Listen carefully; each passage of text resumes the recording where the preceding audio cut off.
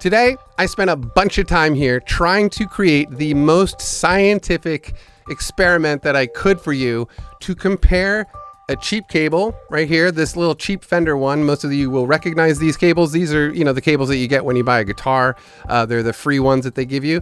And a relatively expensive cable. This is a Spectraflex cable. They are both 10 feet long, so they're equal lengths. They were going into my interface set at the same exact levels on the way in. Now, the guitar that I was using my Epiphone Les Paul Special 1 with the P90s going into my loop pedal, and then the loop pedal was connected to an AB box, okay? So what that means is I set up some loops here, and then I would just switch between the A and B on my AB box, essentially removing any differences in performance from A and B, right? I just set a loop up, hit A and B, and that's what you're going to get to hear.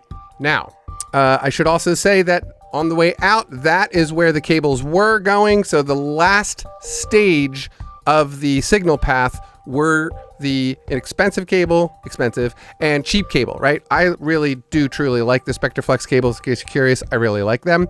I think they're good quality and they last forever. This cable is about 16 or 17 years old and it works perfectly. Great cables. Anyway, first, we're going to start with a blind listening example, okay? I don't want you guys to be listening with your eyes because that's what we do as human beings. I want you to listen specifically with your ears, get your headphones on, be in your studio.